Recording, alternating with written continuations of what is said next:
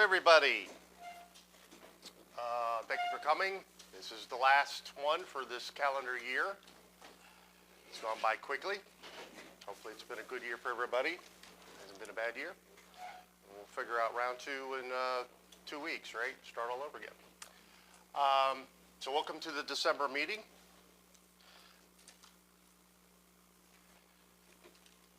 As you know, it's going to be focused on a couple of things today. We've got our trivia, we've got some holiday games, we've got the mini auction, and of course our show and tell. We do not have a member of the month or a technical presentation today because it's kind of about me and my trivia. It's really all about me. Everyone got the minutes from November, correct? Any concerns or questions?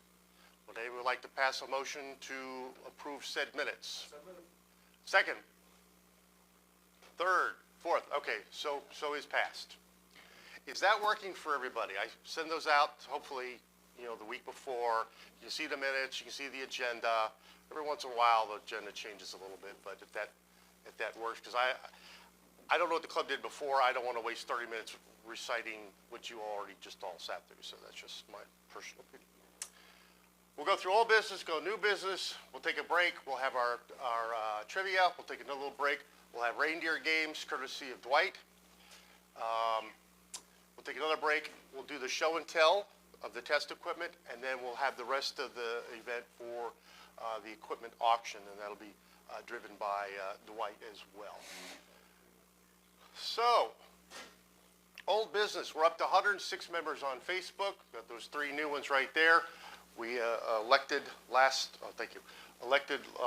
month the officers. It's the same officer corps as was for next year that was for this year, so no changes there. We still do not have a treasurer. We don't have a nomination. We have nothing. Okay, and we're getting to a critical stage here. I mean, we've been talking about this now for 6 months, and I know people have stuff on their plates. We all do, but Paul has filled that role for a long time and an extremely excellent job he has done, but we need some extra support there. So, new business. We need a treasurer. That sounds like a broken record. So please do that. Also, the dues renewal has gone to $20 for next year. I know Mark just sent out some communication. The website and everything was updated with the form with the new dollar amount. So some people have sent it in early because the old form was out there. We were honored that, but officially it's $20 going forward. So if you haven't paid your dues, please pay your dues. You don't want an angry Mark hunting you down. You can go online, pay it, PayPal, or interact with him directly. So please. I'm sorry, pardon? You can use a credit card online as well as part of that. So. And as I didn't note this, but Jim has gotten the website computer up and running and is cooperating and is behaving. It was down for a little while. Not that you would know, but his system was offline because he was moving. So there were some updates that were a little slow getting out there, but he's got that all cooking with gas now. So again, that's where PayPal and all those things live out there on that website, just as a reminder. And I think, did you put the link in your email for the PayPal too? You did, didn't it? Yeah.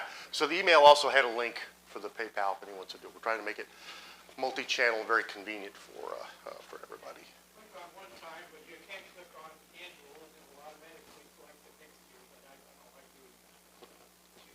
You accidentally click on annual, or if you click on monthly, it will collect $20 every month. Yeah. Yeah, I saw that. That was I was going to say, that's a little strategic plan that he stuck in there, right? Okay. It's like those accounts that you're, right, the auto renewal, and you forget that you're auto renewing for years. Exactly. Exactly. Blew through this because we didn't have a lot to do business-wise. For next year, or for the January meeting, we're going to spend some time kind of looking at the past year, how we did, where we exceeded, where we could do better. List out a couple of things that we want to do for next year. One of the ones we talked about was turning this, the membership roundtable into more of a project-centric idea. Hey, I'm working on this. So we'll tweak that a little bit going into next year. Also, I'm working on the calendar for the entire year as far as members of the month, presentations, etc. That's still a work in progress. I've reached out to a few people for members of the month. I'm still working on that. So that's a work in progress, but we'll show that in January so you can see. And that calendar lives out there on both the website and Facebook, so you can always see where you are and where you were for the whole year, and I keep that very up to date as things change. I've already gotten Jacob on the books for Member of the Month and for doing a presentation that I like to call Speakers for Normal People, because you saw his great presentations on this really beautiful high-end stuff. If I brought one of those home, I wouldn't make it out the door. So I got to go to the Best Buy. I got to go to Circuit City when they're in business. So I would like him to do a presentation on what do you look for a good speaker that's not a, a $10,000 whatever, I think Circuit City's been out of business for 30 years. Well, I know. I used to work for them. I left before they went out, right before they went out of business.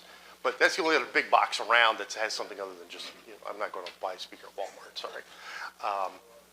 But what makes a good speaker? Do you have passive speakers, active speakers, ports, no ports, 10-inch, 12-inch? They're all over the place. So he'll provide some insight on kind of those types of speakers. What makes a good speaker that's not a super high-end profile? So I think he's going to do Member of the Month in February and the speaker presentation in March. I think that's what we're penciled in for right now. But anyway, I'll show that all to you. So like I said, we're trying to get this booked up for the full year in advance, so we're all not scrambling and making stuff up as we go. Be a little more prepared on our end, so it makes it easier for presenters. Hopefully, I don't know if you remember the presentation I made, the last slide about speakers and listening. Yes.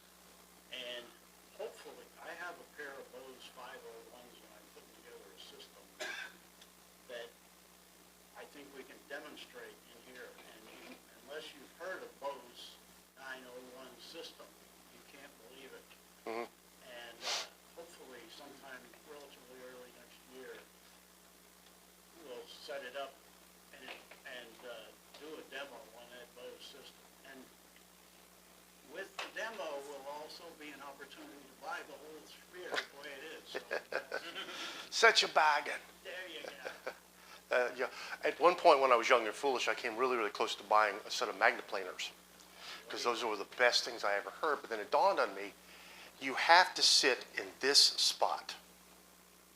The minute you do this, they suck. And because it's a very tight focused type speaker. Well, I just play music in the background, so why was I going to spend all this money for, a very focused system?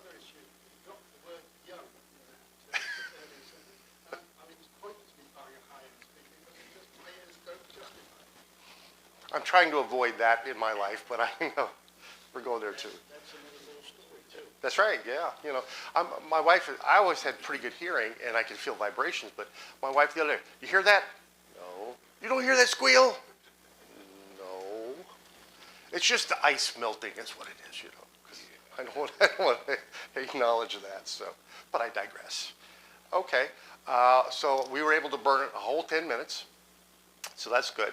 So let's just take, actually, if you give me 2 minutes, I'll swap the file and we'll just skip the break. We'll do the break afterwards. Okay. Paper on the desk. Stand by. Do not adjust your set. Do not do nothing you shouldn't do.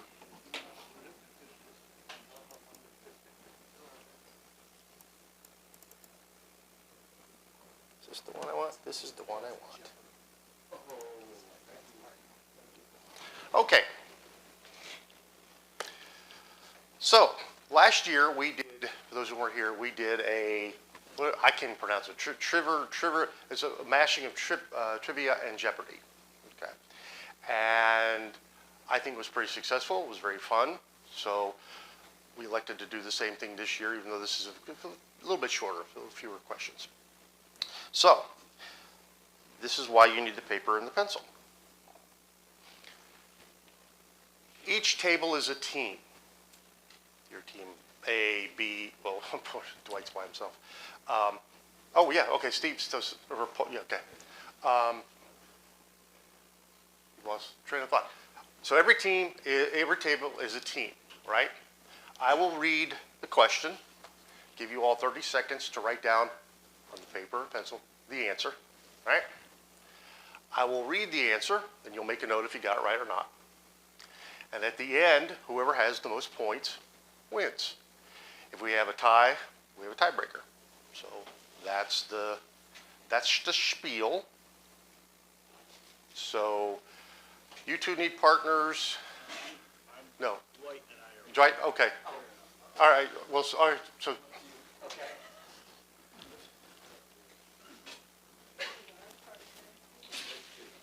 Yeah, that's true.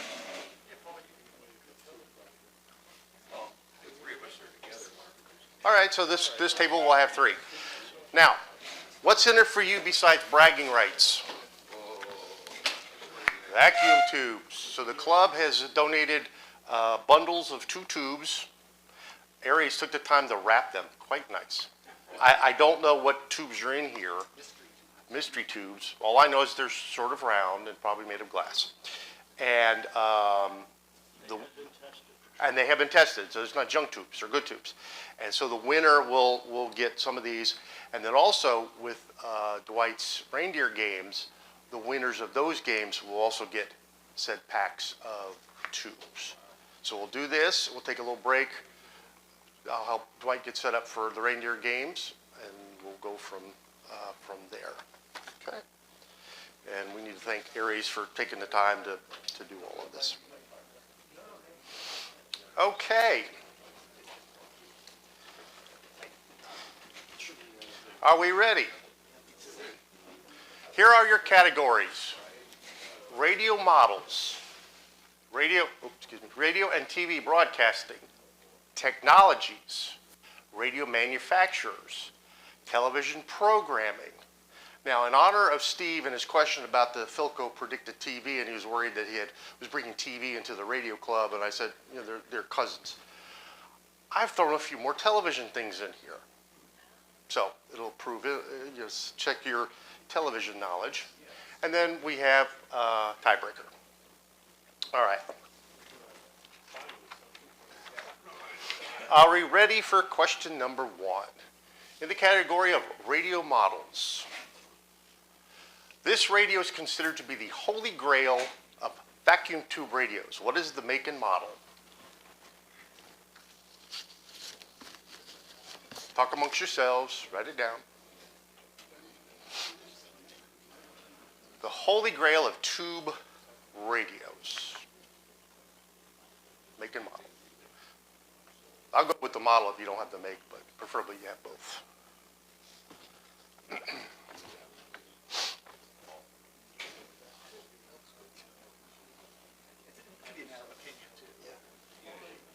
No, this one's fact. Does this like include extremely obscure, very low?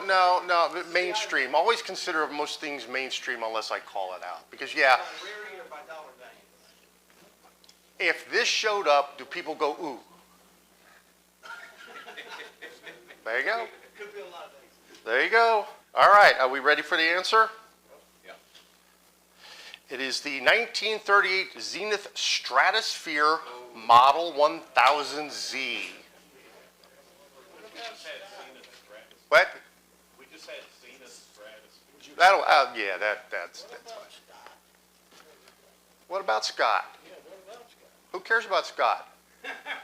I don't see anybody clamoring on the World Wide Web about Scott's, but this thing, that's that.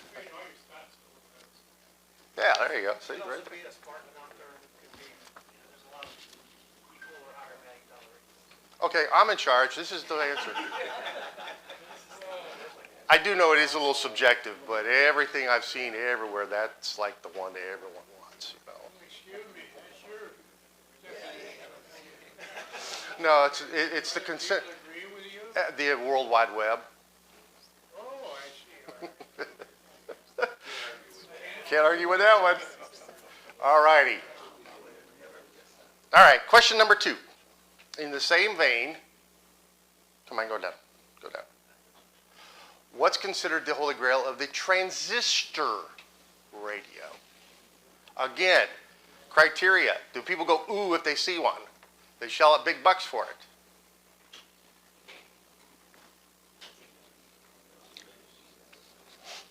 Transistor radio. Well,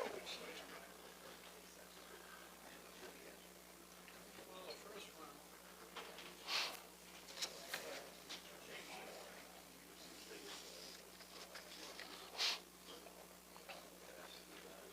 what's the difference?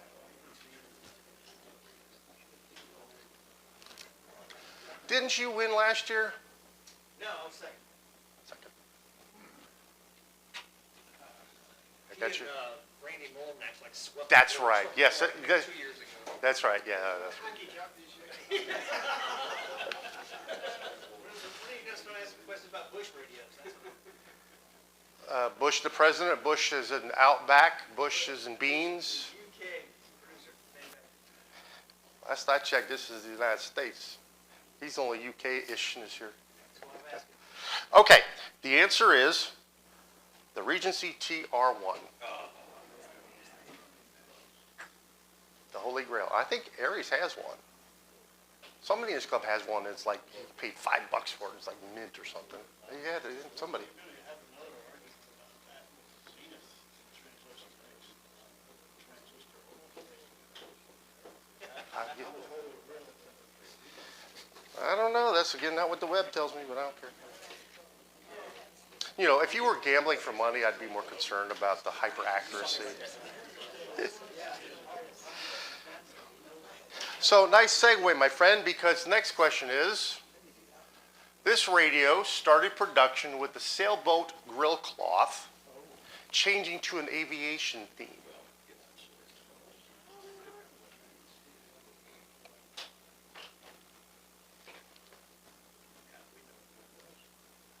Yeah, so you can't say that I'm biased and getting.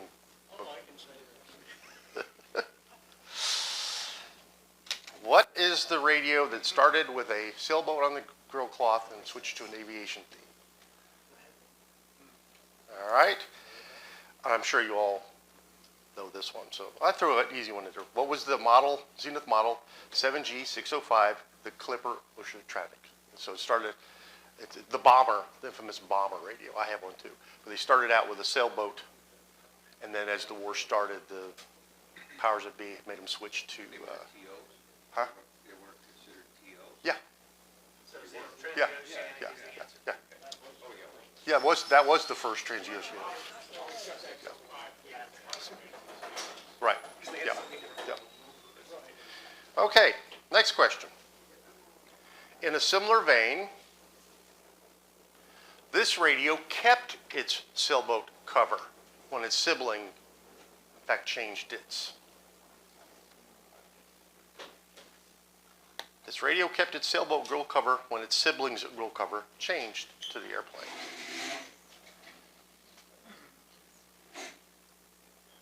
See, I threw the easy one out. I thought you could slide into this one.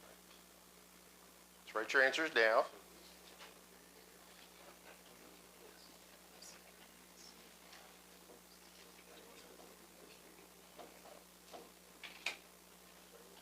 Everyone got your answers? Ready for the answer? Yeah. Okay. What is the 6G601M? Now, I didn't grab a picture of it, but it was an AM-only radio, kind of about the same size, had a tweed cover, and it was sort of paired with the 705, 706, whatever it is. So it also had a sailboat grill cover. Also Zenith, yeah. So they were like kind of paired together. One was full on shortwave, and the other one was just an AM radio. But they were kind of paired together. It had a sailboat, and it kept its sailboat, even through the war. Okay, next question.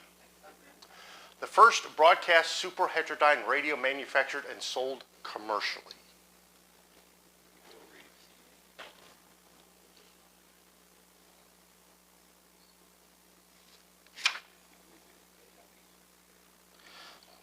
First broadcast superheterodyne radio manufactured and sold commercially.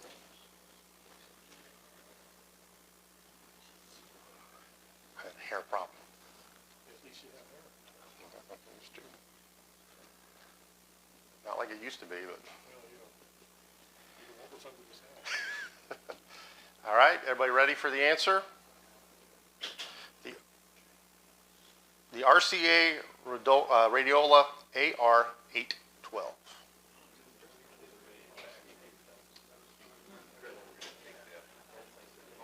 I heard you say RCA, so you were halfway there. Yeah. That's why I throw a little leadway in this. No, no, no, no, no. Go for it.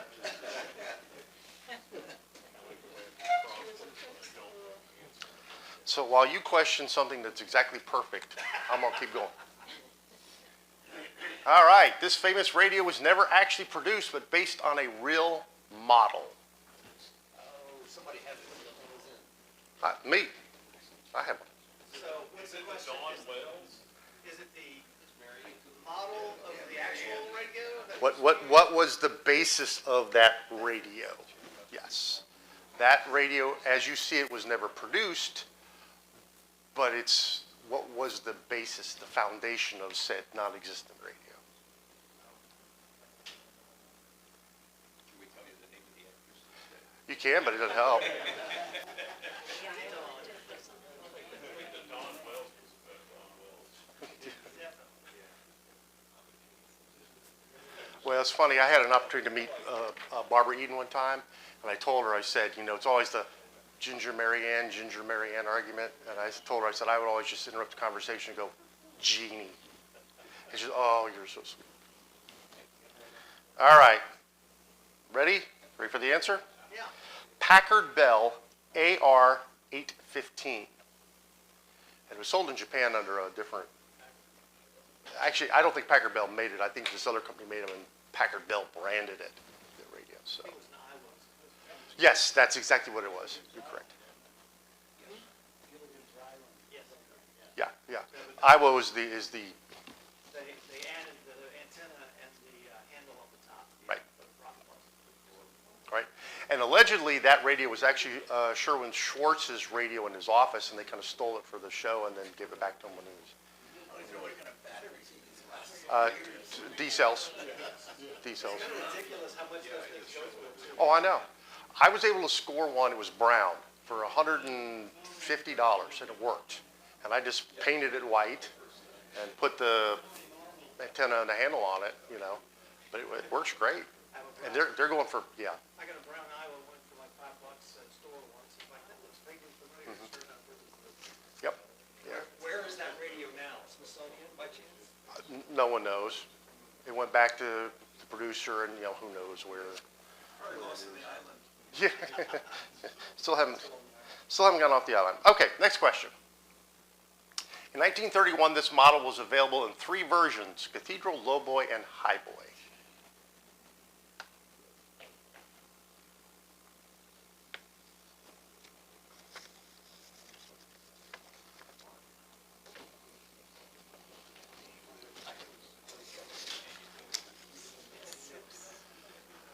Now, because of what Jim is saying, I'm willing some legal wiggle room here. In my research, I only found, that's why I put those specifics of the year, because a lot of them did that, but from what I could tell, they didn't do it in 1931.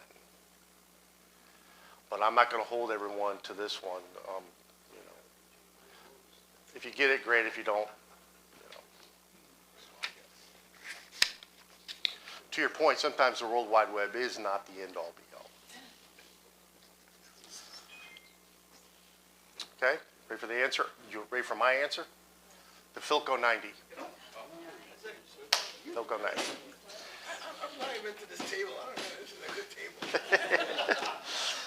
Now, there may have been others in 1931. I know, because I had two of the three, so I knew that they had done it. There could be other manufacturers that may have done it, just not as well known. I mean, it's possible, but nothing that I could see, so. Okay, new topic, radio and television broadcasting. 1941 saw the first regular broadcast using this new method of radio transmission.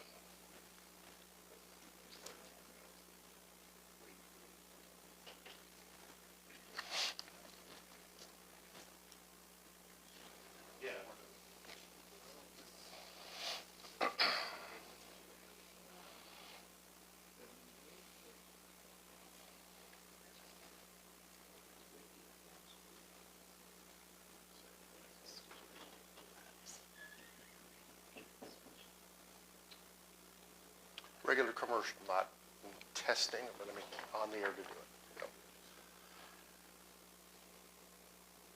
Because I have some data points I'll read out here. Anyone? Y'all ready? Ready for the answer? FM. And so to your point, in March of 41, W47NV was the first fully licensed commercial FM station in the U.S. based in Nashville. They later became WSM.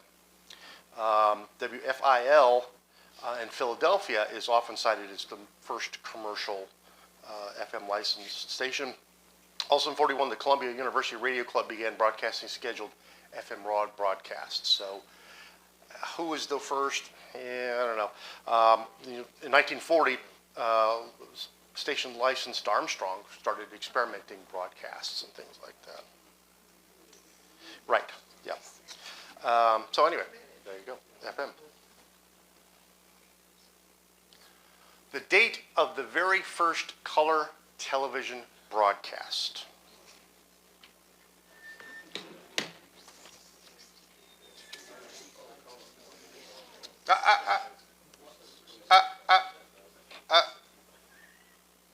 Answer the question. Commercial. Assume, yeah. Let's not talk about experimenting or whatever. I mean, you could turn it on and watch it. When did that happen?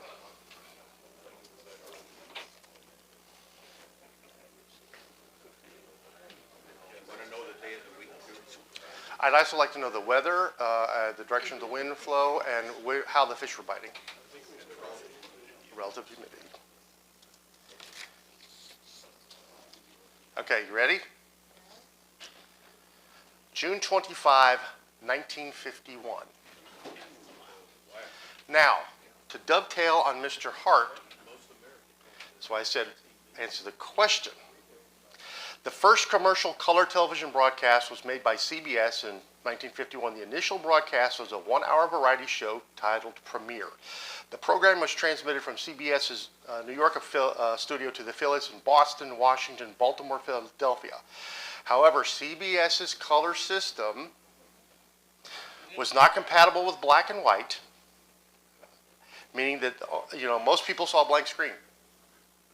So it was, and no one had color TV. So it was the first broadcast in color, but no one could see it. That's what I said. Answer the question. Well, if a tree falls in the snow, Okay, did you read these ahead of time? seems pretty controversial.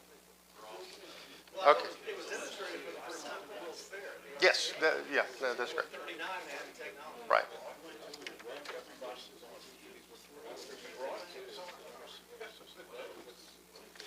Now, since our resident psychic, Paul Hart, had asked me the question that I'm now about to present to the whole world, that's why I told him to answer the question. What was the date of the very first NTSC color broadcast? The one that we have all come to know and love. When was that done? And since it was backwards compatible, of course, people could see it on their black and white TVs.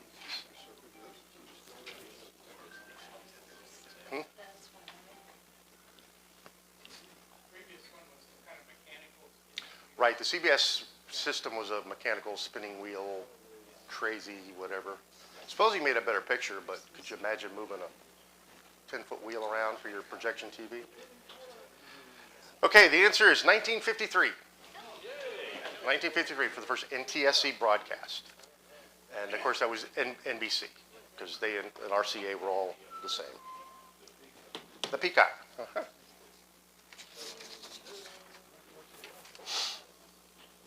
Okay, next question.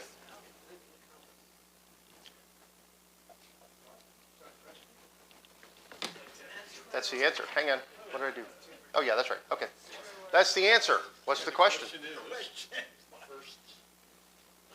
What's the significance of that? Why do we care? What was the first New York FM station? Hmm? What was the first FM station in New York? Are you telling the world or writing it down? I'm writing it down. Thank you.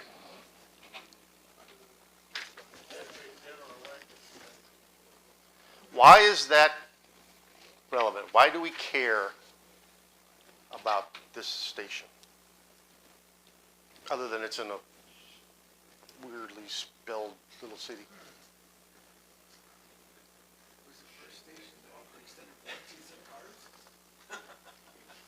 There's always one in the crowd. It's bad enough I got to deal with him. Okay, you want the answer? Answer? Answer? You said it. First FM stereo broadcast. That's the key. Because we already said FM was out long before this, but yes. First stereo broadcast. I didn't write it down. Somewhere between 1900 and 2000. There you go. Okay. Next question. This was the very first song ever broadcast on radio. Very first piece of music in the U.S. On commercial, non-test, irrespective of the modulation. A song, not a jingle. A song, no advertising, a legitimate song. Well, when you say by song, could it have been music only? Beautiful notes floating through the air, irrespective of words or not. Yeah. Freebird would work, but that's not the answer.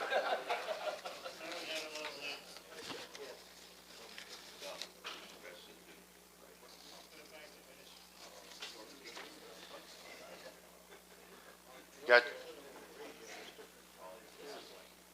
that's why you have to answer the question. All right, ready for the answer? What was "Oh Holy Night"? Christmas Carol. 1906, on Christmas Eve, radio pioneer Reginald Feinsden played a rendition of the Christmas Carol on his violin. Oh Holy Night. Oh Holy Night was it? Well, I think it goes by either way, but they're all calling it Oh Holy Night. So, 1906. So it may have mutated over the years, and they call it Silent Night. So, no experimental broadcast. Okay, got one more before we change things. 1978, and I'm going to warn you right now, I had a tough time figuring out how to word this properly, so if it's a little confusing, that would be my fault. 1978 was a milestone year in radio listening preferences, which ultimately and permanently impacted radio stations and manufacturers in the U.S. Some paradigm shift happened in 1978 that upset the apple cart forever.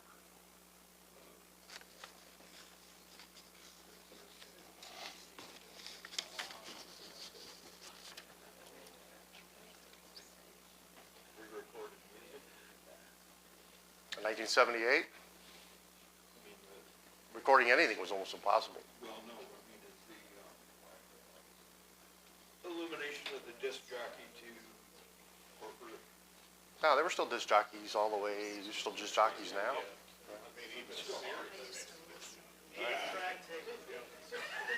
What? Did something actually happen, or did it just a trend? So a tipping point happened.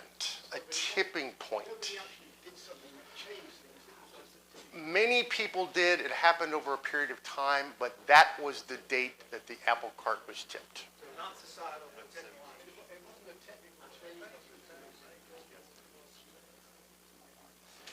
it impacts, technology is a major component of it.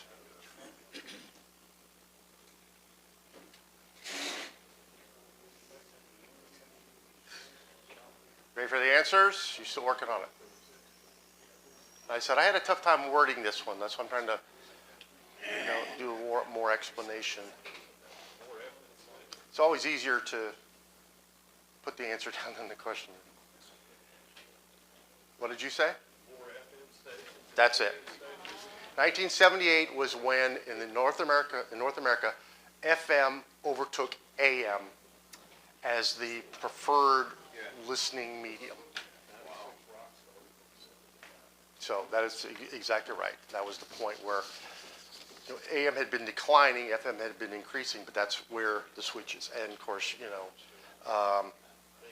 so basically, by the early 80s, FM held 70% of the listening public. Of course, now no one listens to terrestrial radio, so it doesn't matter. But, yeah. Well, there is that, trust me. Yes, Sirius XM are the only things that save radio money. Okay, next section. I heard grumbling when this popped up. I love it. Technologies. Everybody grumble in unison. Oh, okay, great. This is a talented group. Produced by Philips, these were the first to become commercially available in 1997, changing television and computers forever. Another tipping of the cart. Write your answers down. This is not a communal project.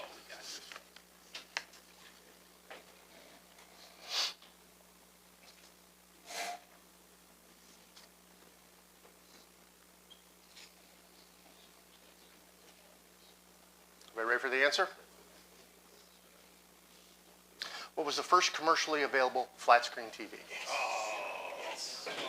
Now, for bonus points that I will not give to anybody, what was it? A Philips what? Not a model number, but just well, okay, but no, 42-inch plasma. Plasma. Yeah, they faded off the planet too. Here I thought it was the CD. They invented this. Oh, I know, but that was years before. That was a decade before, almost 2 decades. Okay, next question. What does ATSC mean?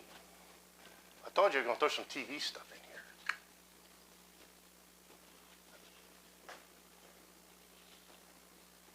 All the silly citizens. Almost. And I have to admit, this term was not used nearly as much as NTSC or other ones were done, because there was basically a nickname or several nicknames used in lieu of it for the common person. You ready? It's the Advanced Television Systems Committee who pushed high-def TV. So everyone just calls about the high-def committee. You can have half a tube if you win. Okay, next one. Before the invention of videotape, this device was used to preserve live TV broadcasts. This is not communal. Talk to your partners. Write it down.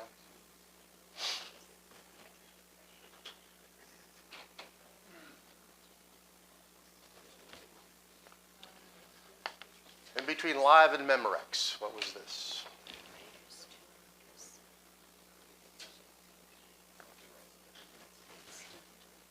Ready? Kinescope. Kinescope. Kinescope. Kinescope. So what they would do, So what they would do is basically the live television broadcast would be fed on a TV monitor, right? Like normal. And they would take a film camera, park it in front of the screen, and film the screen. And then they had that. That's. It makes it kind of characteristic, eerie black and white image. So a lot of the early honeymooners and things like that that I watch, Yeah. you can tell they're based on that. Yeah. Well, supposedly the monitors were tweaked for the syncing, But you still have to deal with pin cushioning and all of the monitor display issues, right?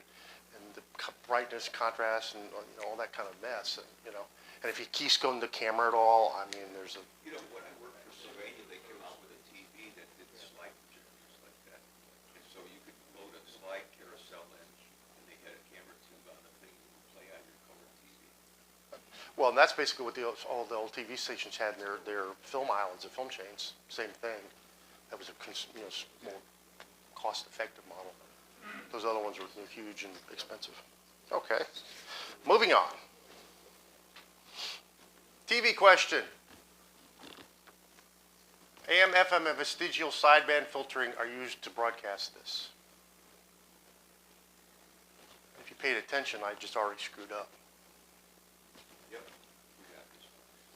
Because I screwed up? Okay. What uses all that mess? NTSC TV. Are you playing for the whole room?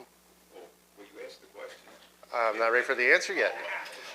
They're still writing it down. In fact, he just stole your answer. Damn. I screwed up by saying TV question. Television.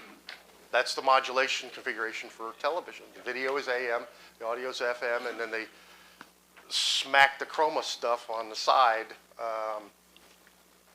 and that's the vestigial lower side. Come out the fuzzy picture, exactly. So. Yeah, right. All right, started in the early 2000s. These two competing, incompatible new broadcast technology companies merged, ending the rivalry.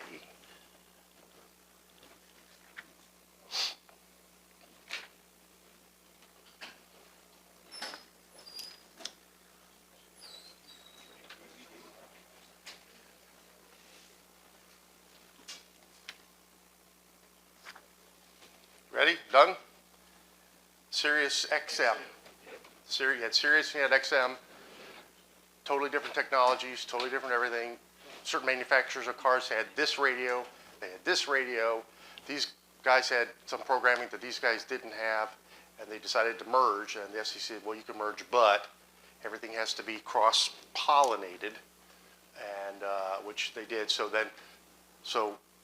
cars, they basically simulcast everything for years till the radios started being produced, and they actually ended up using XM radios format technology for the over Sirius's later on. But Sirius programming and XM technology. exactly right. Sirius had It's called merger, but again, it was really serious with the upper hand, right? I've heard different stories, and I don't know.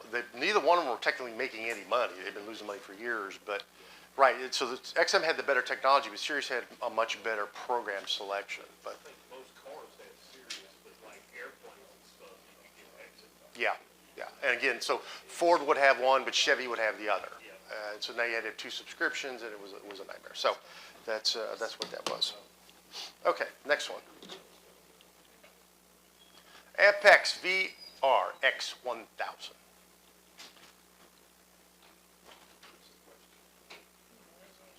That's the question. What's the answer? I know what it is. What's the answer? Why is that relevant? Why do we care? Why is that important?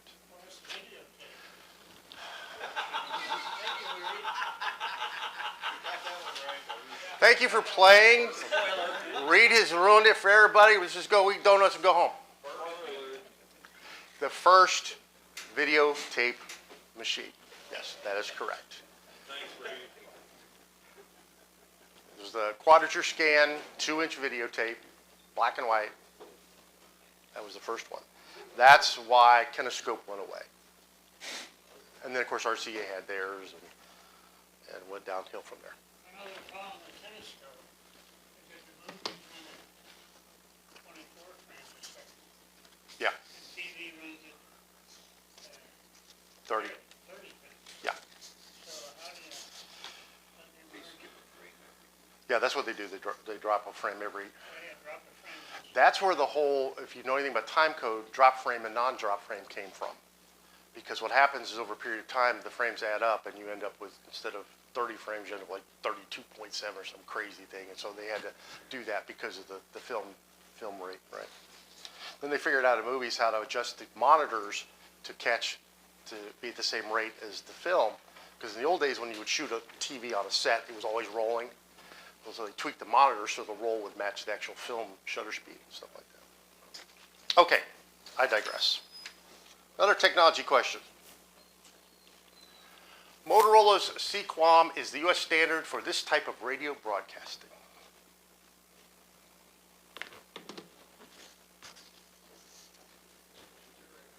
This technology is used for this particular type of radio broadcasting.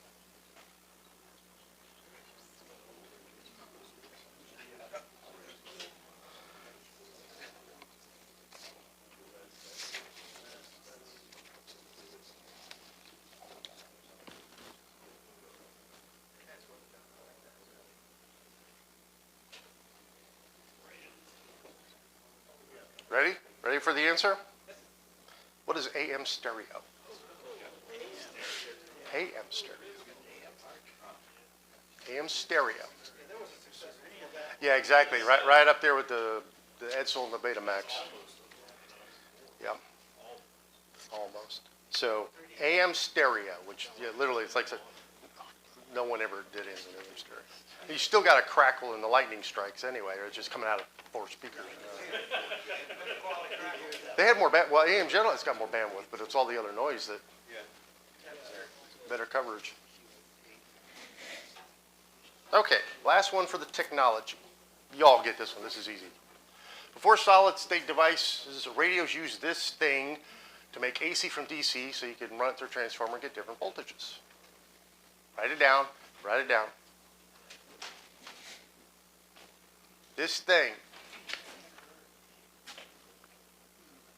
allows you to make AC from DC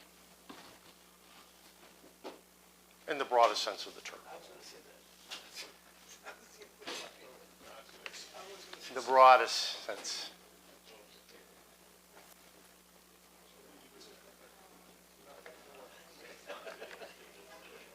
Ready for the answer?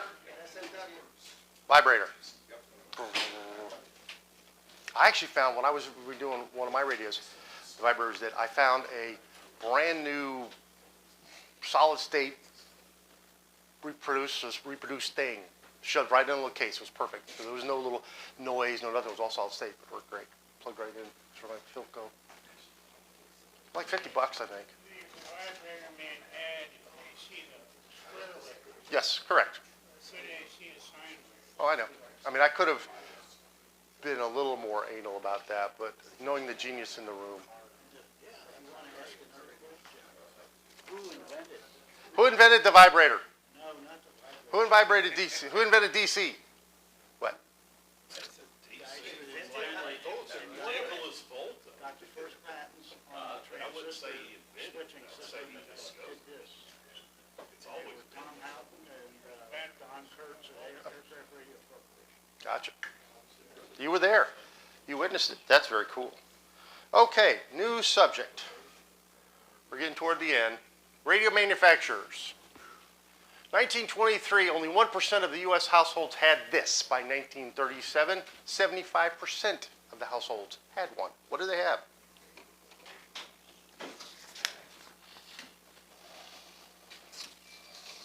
It's not a TV, not a microwave, not even a refrigerator.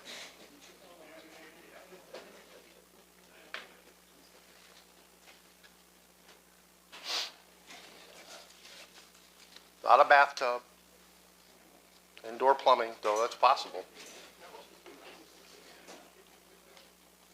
Ready for the answer? A radio. A radio receiver. There you go. Yep. Okay, next question. By 1929, there were more than 600 of these in the United States.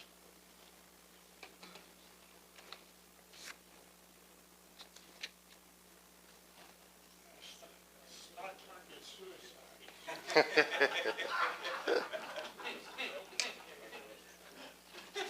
1929, there were more than 600 of these in the United States.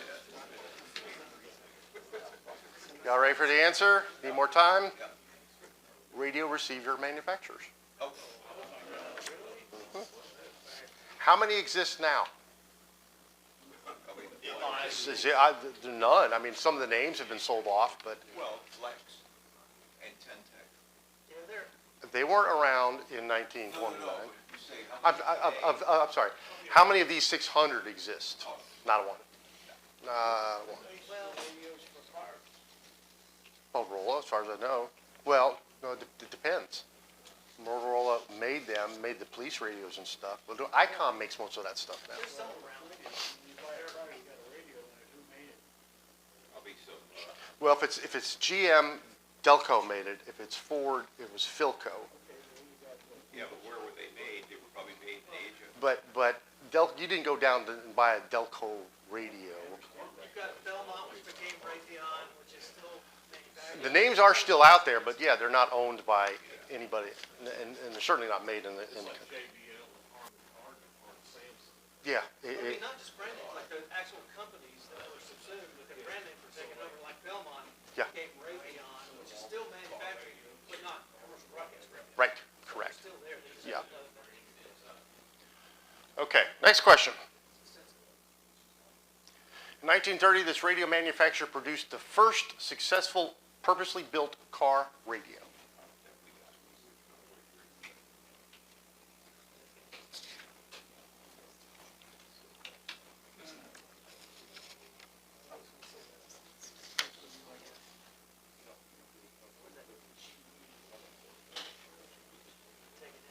Y'all good? What's the answer? Correcto mundo. What does Motorola mean? What is it? How did that name come about? Two tubes to him. Motor, engine, and Victrola. Motorola. That's how that came about.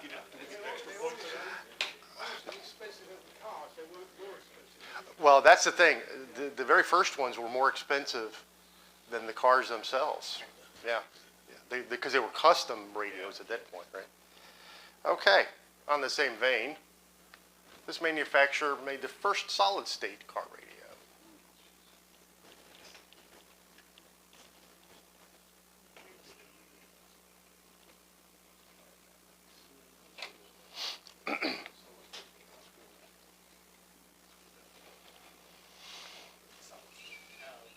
Solid state means all solid state. And nothing but silicone inside. No tubes, no hybrids, pure silicone. Ready for the answer? Sure. Same thing, Motorola. Motorola. Okay, next question. Produced in 1959, this manufacturer had the first truly portable, battery-powered transistor television. I did not know this. I would not have assumed, figured, I would not have guessed this. I would have guessed somebody else.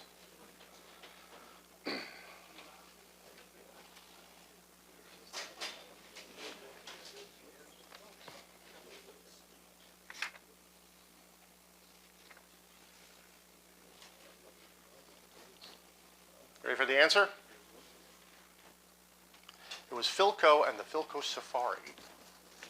I thought it was Sony. Now, Sony had one that came out afterwards, and it was the big thing. It was actually Philco. It's kind of sad if you think about all of the stuff that was invented by the U.S. And so, the Philco Safari.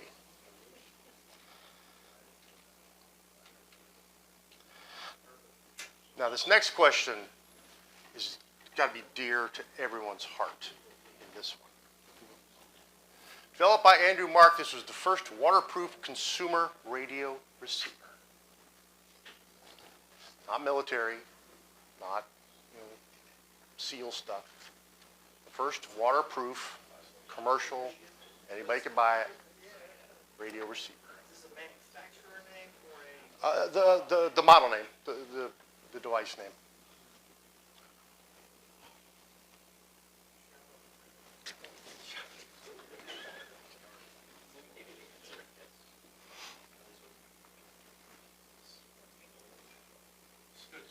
Andrew Mark came up with this puppy. Revolutionized the listening environment. The Wet Tunes shower radio. 1985, he got a patent for that. I didn't say these questions were enlightening. Did you say 85? 85, the patent, he got the patent in 85. 85. So the shower radio was the first waterproof receiver. Dancing not advisable in the shower. No more dropping the radio on the plugged-in radio in the shower, right?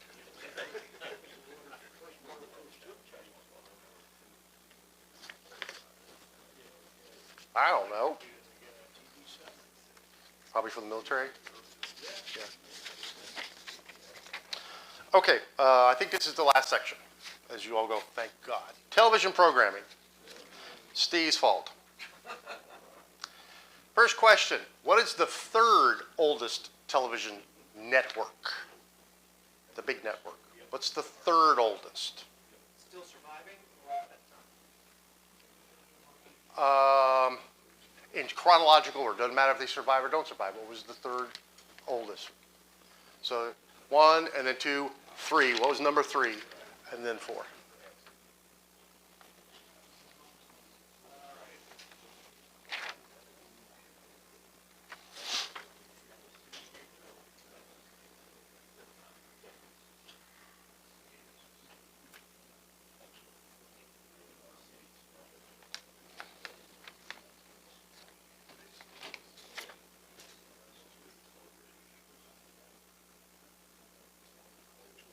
Y'all ready? The Dumont Network. Oh, we got it. Number 1 was NBC, number 2 was CBS, Dumont, and then ABC. That's why I asked if it was still existing or not. Yeah. But at the time, in the chronological order, ABC came out. So was 39 for NBC, 41 for CBS, 42 for Dumont, and 48 for ABC. It was quite a bit later.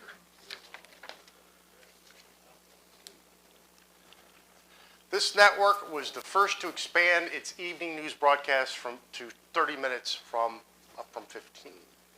Which network was the first to expand their evening news to a full 30 minutes?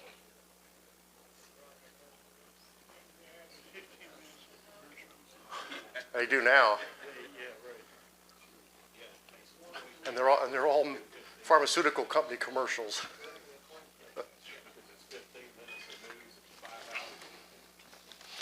Ready for the answer? The CBS Evening News with Walter Cronkite. Yep. They were the first one. That's right. 1963, September 2, 1963. Okay. This one is going to be hard, I think. But we'll see. The mass cancellation of rural-themed television programs by American networks, CBS in particular, that occurred in the early 70s. What was that called? Mass cancellation of the Beverly Hillbillies and the Andy Griffiths and the Hee-Haws and they weren't there yet.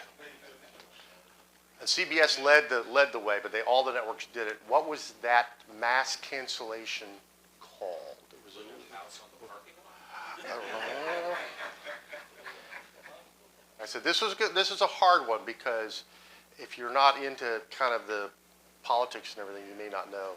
That's why I like to make this educational as much as entertaining. The Rural Purge?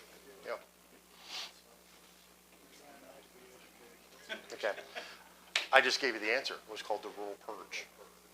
What was the Rural Purge? So in the late 60s, there were still, and these shows were very, very popular. But as, the country was changing and the Vietnam War and civil rights and a lot of these things, these more problematic things, they realized, the network execs said, we need to have shows that focus on these things, not some fictitious millionaire who shot a hole in the ground and became, super wealthy. And so they started, even though a lot of these shows were highly rated, but they were dropped for the other shows that were more socially focused or urban focused or whatever. There was a congressional committee that got after the telling of America, and so that kind of drove social movement. Well, if you actually watch these shows, and it was pretty dumb to begin with, so it was. Gunsmoke, that shows its relevance. No, but that was earlier. So, yeah, there were a lot of shows that really didn't quite fit that bucket. It ran till 75. Yeah, I mean, there were still some that didn't. Bonanza, you know, I agree with you on Bill. yeah, yeah. Okay, next question. This is going to be hard as well. But if you think about it, it'll make sense. This television series, what television series created the most spin-offs? What TV series had the most babies? No, it definitely was not the Munsters. I don't think it survived 3 seasons. What TV series created or generated or birthed the most spin-offs? And I was actually surprised that this answer is not who I thought it was. Nope. You have to write, you have to, Well, I'm not, I came in late, so I can't play the game. but don't answer. They're not ready for the answers yet. They have to write it down. And then whoever has the most right answers wins. Ready for the answer? Star Trek? Nope. Nope. Danny Tom? Nope. Nope. Nope. I thought it was NCI or CI or Law and Order. That's what I thought. All in the Family. Because it created Maude, The Jeffersons, Good Times, which spun off of Maude, Archie Bunker's Place, which is after Edith dies, Gloria, which was his daughter, Checking In, which I don't ever remember, which was spun off of The Jeffersons, and then 407 Hauser. That was actually Bunker's house, so it was like people moved in to the house after he was gone. Yeah, so that's the record. Some of those I don't know, but like I said, I figured it was like Law and Order or something. Nope, All in the Family. Made the most baby TV shows. Okay, beginning in 1947, and still on the air today, this is the longest running television show in the United States.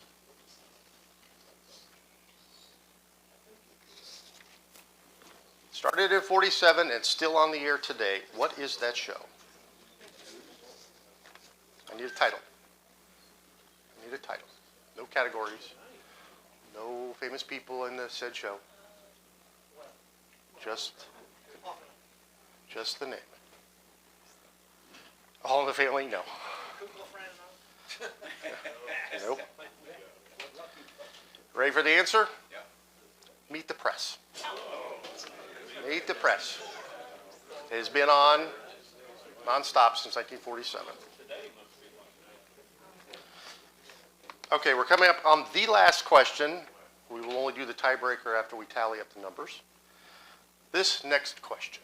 The most watched television broadcast, excluding Super Bowls, to date. What is the most watched TV episode? Not counting Super Bowls. Write your answers down. Write your answers down.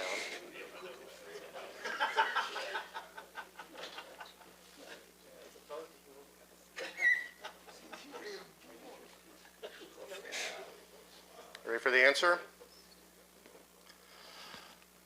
You're only partly correct, so you only get a half a point. It was MASH, Yep. The finale. but finale, correct. Does anyone know what the title of that was?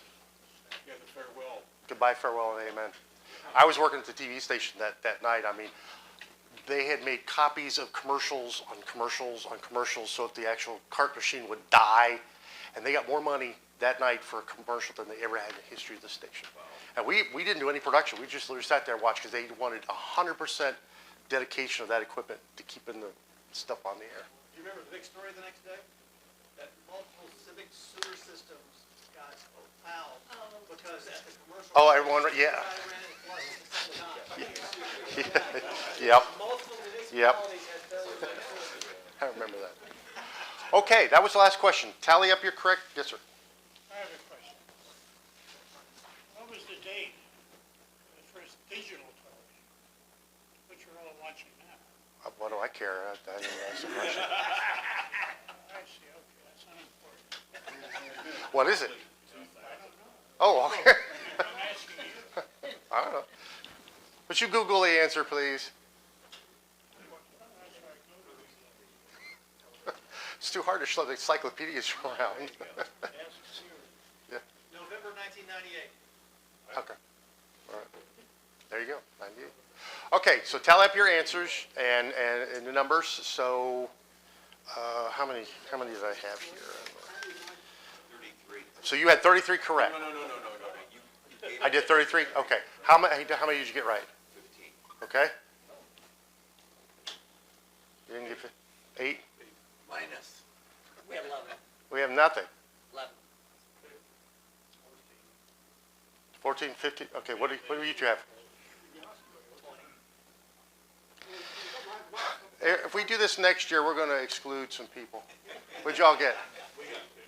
15? Mark, what? How many?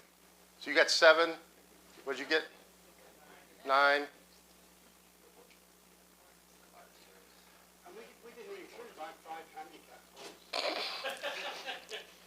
Congratulations, there are your winners. Yeah. You want to look at the tiebreaker for giggles? Yes. What is that tube?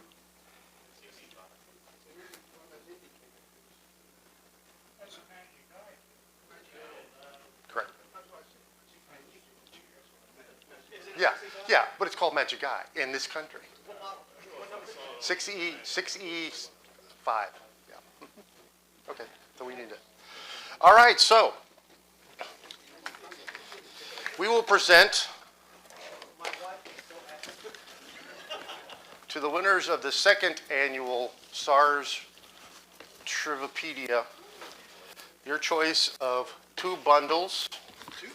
There's 2 tubes in there. All we know is that they work. Well, take the big box. I don't know what he put in there. Aries did these, but unfortunately he's not here. So that's that. Hopefully you had fun. Hopefully you learned something. I take no responsibility in anything, and the World Wide Web is always right. Questions, thoughts? 400 hertz, so it was on a test bench in the for aircraft stuff. It's pretty handy because it's, you know, just a really fancy variac that you can change the frequency on. Wow. The other thing I've got here is a DMM check. You can still buy them. They're get them brand new. Yeah, that's it.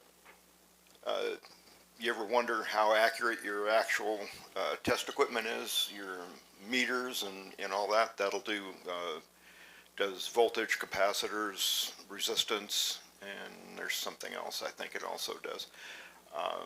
But it comes with its own certification papers, so it's good to do 4 decimal places. What do you use to test the tester to test the test? They tell you on the certificate.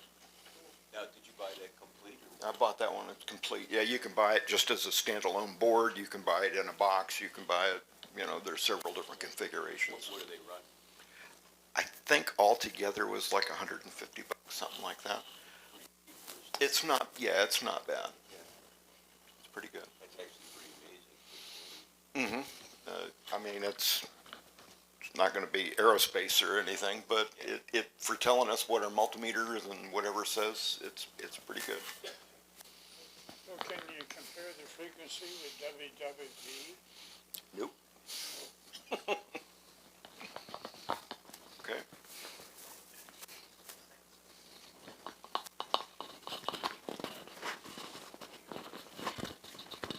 All right, on the left is an HP Model 211A square wave generator, and it works. And to the right of it is a 521G frequency counter, which also works. I got it working last week. So if you can fire them up, they'll work. But one counts frequencies. Basically, it's a digital binary counter built on vacuum tubes, and the other is a square wave generator. You know, they didn't have transistors yet, so they're very, very handy. Mid-50s. I have a box that is equal to these we put on the same crystal, but they weigh about 8 pounds, so I decided not to go with it. A Shockley? Which It's a brand? concept. I've got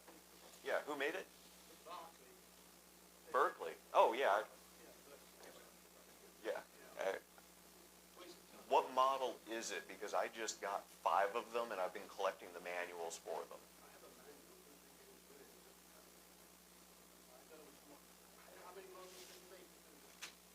They made a bunch. They made a bunch of them. Hmm? Yep.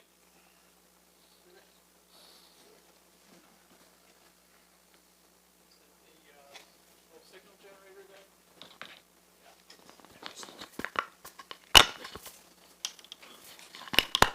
Yeah, that's a FM stereo signal generator. So if you're building a ICO FM stereo tube radio back in the 60s, that would be great to have. Of course, that didn't exist back then, but it's something or other Copenhagen, so I figure it must be made in Denmark, but it provides all the signals that you need to align an FM stereo receiver, you know, the left to right, the left plus right, the left minus right, and, you know, monitor everything and get it tuned to perfection. So it's kind of a cool little gadget for working on older FM stereo radios. And the modern radios are all digital, so they don't need any alignment.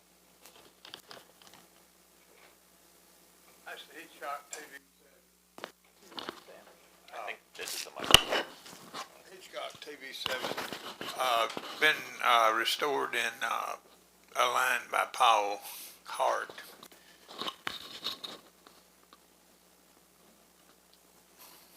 So that triples its value, right? Yeah, at least. Yeah.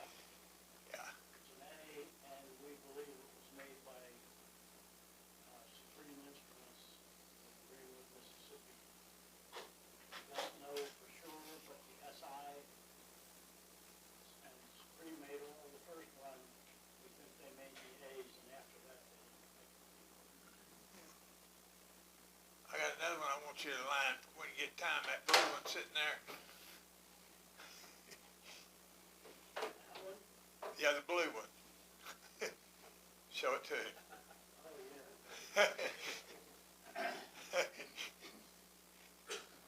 All that does is just tells continuity, I guess. Filament, yeah. Burn out or not. That's the budget TV7 they don't tell you about. Yeah.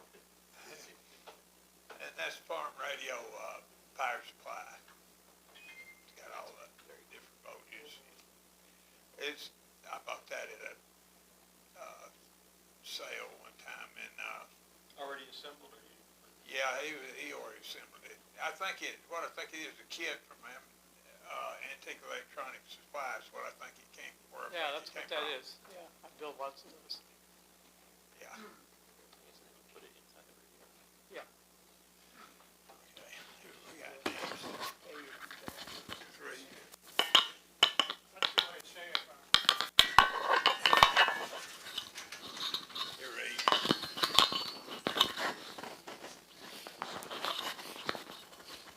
There you go. Let's see.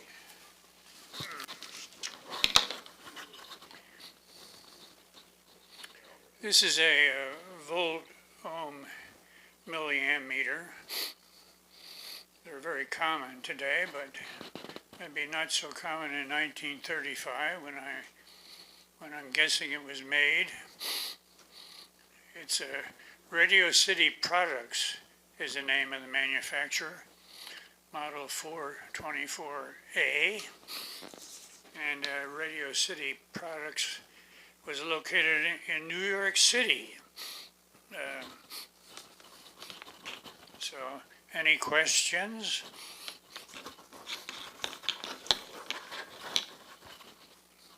Does it work? I've never tested it. Does it have batteries inside?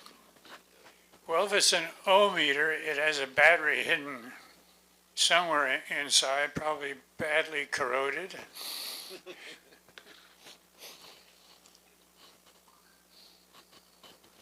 Anyway, neat little box.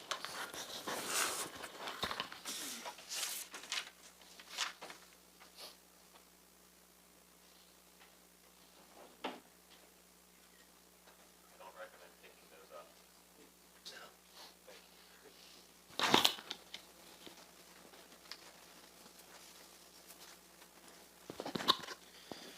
So for this show and tell, I figured I'd bring something that works for once. So I brought my, this is a Tektronix 453A oscilloscope and 190B signal generator. Astute observers who know a lot about Tektronix, not me, I don't know much, but I had to look this up. The little attenuator thing on the top is from the 190A, which uses a diode tube instead of solid state. But they both play nice with each other, and this is how I got it, and it works. So I call it a 190AB, which doesn't exist. But anyway, those are on my bench. I use them all the time. I love them very much, and they love me back. So.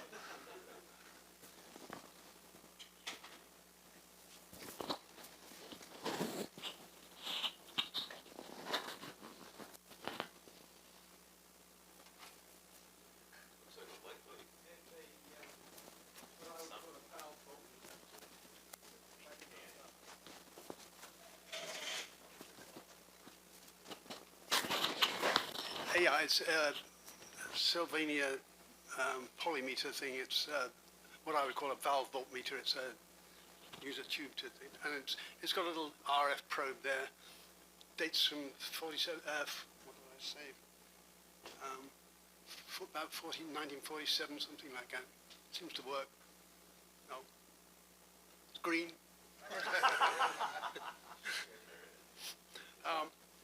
There's a next thing is a Heathkit frequency counter thing, which I bought actually in parts. It was almost complete, so I finished it off. And unfortunately, there was a knob missing, so that's why there's a red knob there. It distinguishes itself by running at just 0.2% fast. The master oscillator thing in there, the thing is running a bit fast. I'm not quite sure why. I did try changing the crystal, made no difference. It runs fast. I'll have to tweak something somewhere. There is a little trimmer there, but the error is outside the range of the trimmer. Then what are you going to pick up next?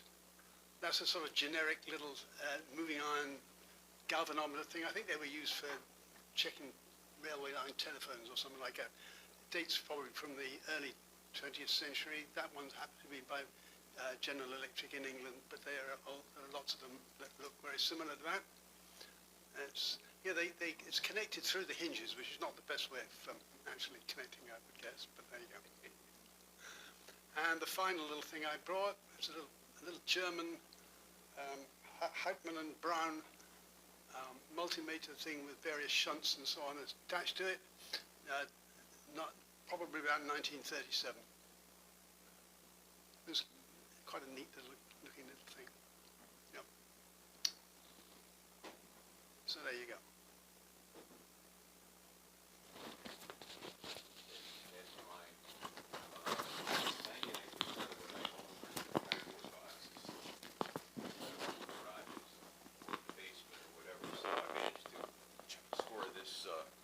Thank you.